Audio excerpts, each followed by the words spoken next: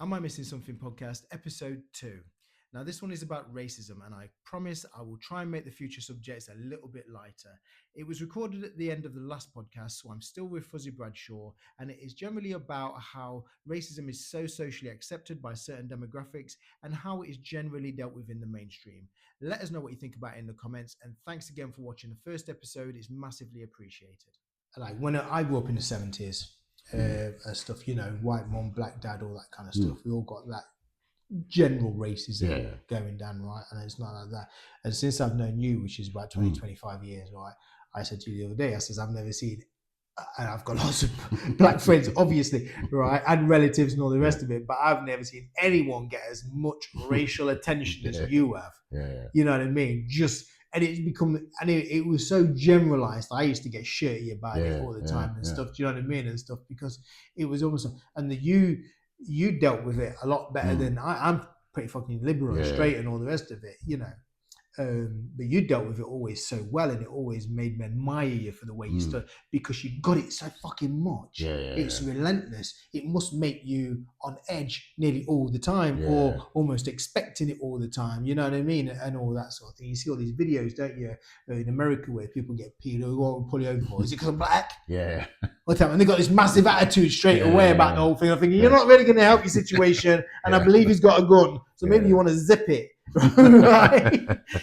It may be racist, but don't give him a reason. Do you know what I mean? Because that's what he's looking for. For that reason. Yeah, man. The only way you win this is when you walk away alive. Right? If he gets to shoot you and you give him a good enough excuse, right, you lose, morally or not.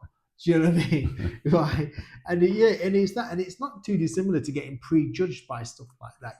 Like if a woman drives a nice car, what does your husband do, love, and all this bollocks. Do you know what I mean? She can't just be successful. And then just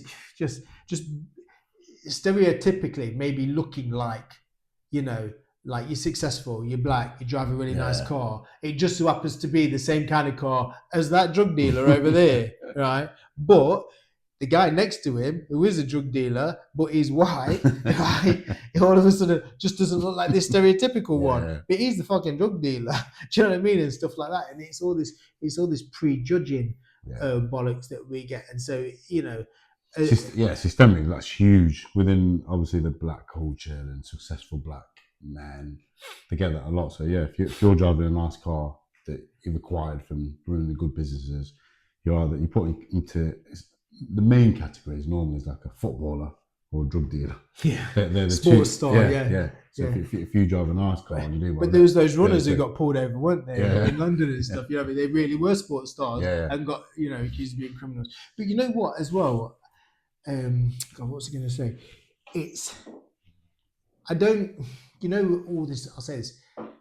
I never really supported this when they're going, you should only support black-owned businesses or black-owned this and black beauty pageants, or Miss Black America and blah, blah, blah. Because, as someone who obviously sits right in the middle culturally, right, I always sit there going, could you imagine if they had a Miss White beauty pageant? Fucking burn the street down. Do you know what I mean? They burn the building down, everything will kick off, the world would set on fire if they even dared. But because they have a black one, that's all right. And if not only that, if you say it's not all right, you're racist. And I'm like, because for me, if you can't do it both ways, it's racism. Ultimately, that can add to more racism. Listen, you're being too any kind of segregation only fuels racism. If you say, right, only black women can enter this beauty pageant, or only buy black-owned shops or whatever, right, and all the rest of it, right. As soon as you segregate something, right, you fuel racism. Full stop. That's it. There was that football manager. Ron Atkinson. Who said that fucking... The mic went off. He thought the mic was off and he's a fucking lazy nigger or something because he didn't realise it. So, right. And he got absolutely... he's gone. He's done. He lost all his jobs, all his pundit jobs and everything, right? And I'm thinking, what did you teach him? All you're going to do is he's now going to be at home cussing even worse. And what do you represent? You know what I mean? Okay, listen... A is of a certain age era, right? I'm not condoning what he said in the slightest, right? He deserves to pay his comeuppance. Does he deserve to totally lose his life after a career just for one verbal slip up? Hell no. Fuck me, no. He says one thing, because if that was the case, right, none of us would get anywhere. Yeah. Fuck me, I've said some outlandish shit before, you know what I mean? If I get held to it, Jesus Christ, right? You know, and also sometimes you just can be banter, can't it? You know, if he was a black guy and said that, nothing would have happened. Yeah. He probably would have got a slap on the wrist again, or I don't really like that language over the thing. It's like, fuck it, I can say what I like because he's black and he thinks he can, sort of thing. And then it, yeah, so he Just got that. how proportionate Yeah, is that? but because I saw that situation unraveling, and then I saw a few black players defending him, and I thought, thank fuck for that, right? Because this guy's not had a long career because he's crap at his job or whatever, and he said, oh, he supported a lot of black players and all this kind of stuff, and this was just one of those things. And you know, yes, he deserves to get reprimanded, but you know, make him do something right. And I just thought, a bit of re-education is all this guy needs, right? And whenever someone's in that situation, I see an opportunity for a potential role model, someone that is got that, you know, racist side to them, right? And then let's see if they want to just improve themselves. Do you know what I mean? If they know it's wrong, and they do, everyone knows it's wrong, right? Yeah.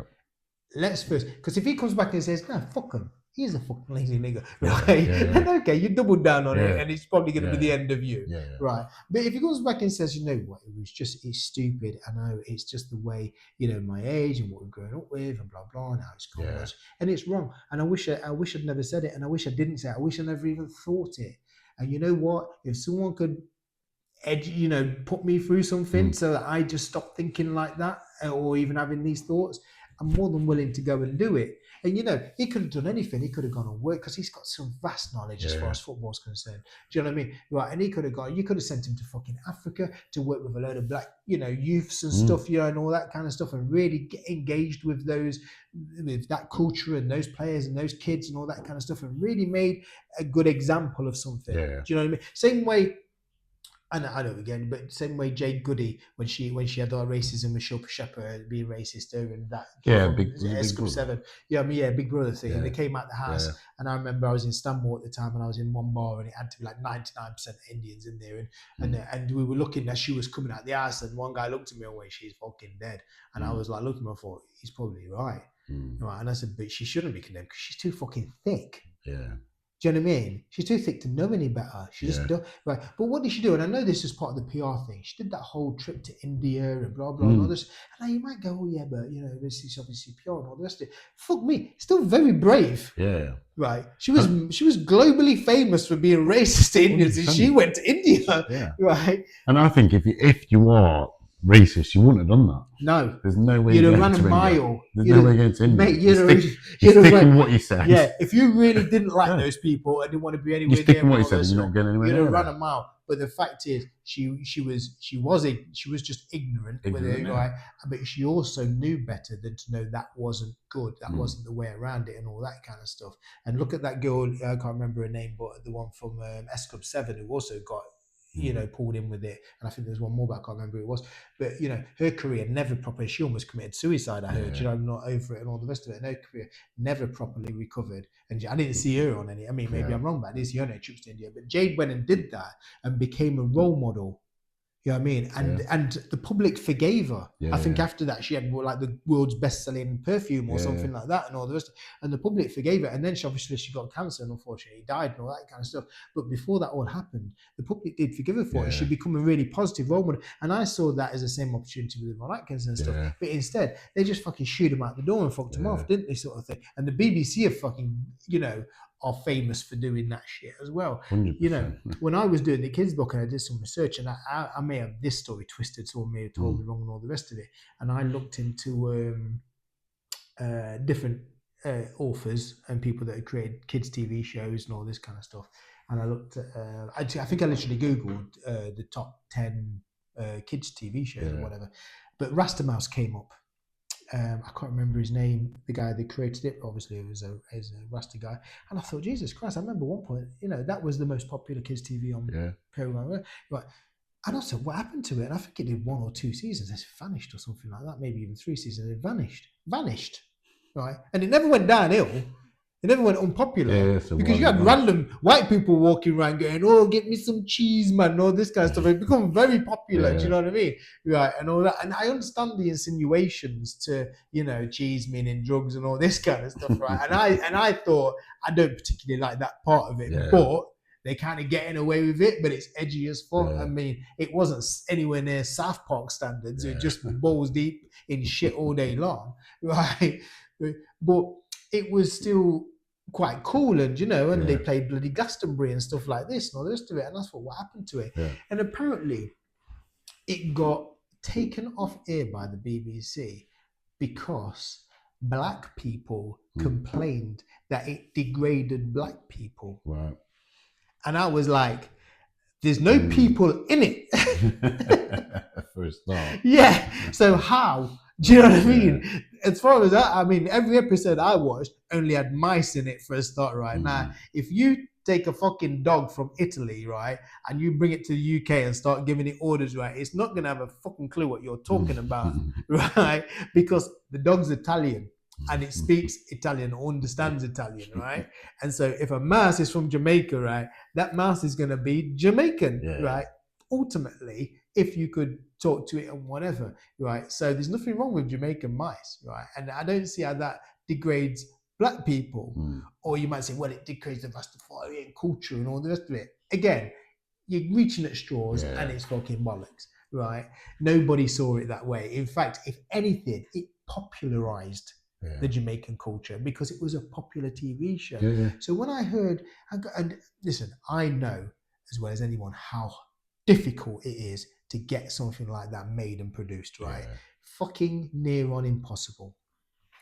Easier now with the internet and AI and all that kind of stuff, but back then it was hard work. And I never spoke to the guy, but I'm assuming that he had a lot of rejections before he found someone. And this is why it's really important that if you do get into that position, make sure you sign the right deal, because how he did not just go to another production house and restart or continue with it because it had a really good following, just because the BBC don't want to show it. I can only assume that the BBC had rights to it and stopped him from doing it. Cancelled him, Do you know what I mean? And stopped him from basically going and making it somewhere else or whatever. Right? Because I know they do that kind of shit. Do you know what I mean? They've all signed in that contract. They want to control it all the time. So because what they don't want to be seen is seen to let it go, and then you go off and be more successful with it, and then they're seen as the business that let it go, or and whatever. So you have to be very careful, even as someone as big as the BBC, about what kind of deal you sign. Make sure you always keep creative control and ownership of your shit, no matter what, even if you get paid less money up front and all that kind of stuff. But it was I just found it unbelievable that, that in that case, a black writer, a black creator went and made a black show fundamentally, right? Or kids' TV show became really fucking popular because it's a really good show.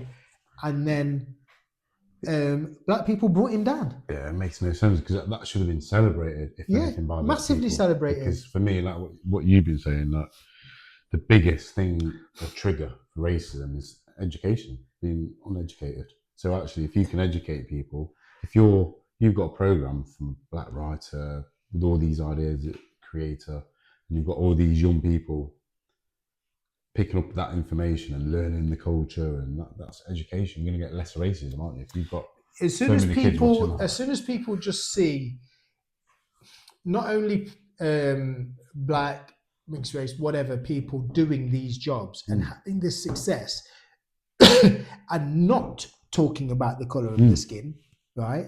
Then it all becomes normalized. Everyone stops then looking at the color of people's skin. They 100%. Just see Dave and Cheryl and Sharon and whatever doing these jobs, and those people or not belong in this industry, but those people just are in this industry. And then all the people that have got chips on their shoulder about I don't get the opportunities because black this or white or like this thing with this female presenter, sports presenter, and Ian Wright. Yeah, they've been going back and forth. Well, when she come and commented saying, "Oh, he's taking jobs away from women because he's, because he's still doing a pundit and all the rest of it." Obviously, just a bit thick and didn't really think it through before she opened a trap. right? And apparently, you know what I mean, now it's come out that she weren't even that good, so that's why she got sacked off so quick, you know what I mean? All the rest of it. But it's the same thing. It doesn't matter if a woman presents a man's football match or a woman or a man presents a woman's football match. It doesn't fucking matter. It doesn't, and also doesn't matter what colour they are or whatever. Do they do a good job? Yeah. Let's end the conversation right there. Do you know what I mean? It's as simple as that. You know, when you look at a big company and its board of directors, and all these none of these directors are founders, and they're all white, right? That stands out like a sore thumb. Now, should you hire a black person because there's no black people in there? If it's a huge company like, I don't know, fucking Apple or something like that, potentially. But I know Apple have Indians or whatever, yeah. But you know, potentially, maybe you wanna. But should they win the job over someone else? Not necessarily. But then you should probably interview a few more. Do you know what I mean? And give a few more people the opportunity to do it, sort of thing. Because diverse people use that product. Yeah, or just you know, or even if you've got a whole board of white directors, whatever, right? But you've got big products and you do, you know, adverts and all the rest of it. Then make sure your adverts are diverse. Yeah. Do you know what I mean? Yeah. Diverse in some way, you know, and all the rest of it, just to show that you do embrace it, you know, and all that kind of stuff, or talk about it. Yeah. You know what I mean? Don't try and just not talk about it and go, you know, someone goes, oh, but all your board of directors are all white or all men or whatever, right? You know, talk about it and just say, you know what, you're absolutely right. And next time there's an opportunity to come up, right, we'll make sure everyone knows. Yeah. Right? And we will still hire the best person for the job, yeah. Right? But we will make sure everyone knows that position is available. Yeah. Men, women, black man, whatever, you know what I mean, sort of thing. And we will interview everyone and we'll take the best person. And we won't just take, you know, someone because they're black or just because they're woman or whatever. We'll still take the best person. So, you know, and if it ends up being another fucking old white guy, then it does. Yeah, just as long as just as long the best person. Yeah. Because that's and there isn't that agenda. You should absolutely win on your merits, not because of what you look like and stuff. You know what I mean? And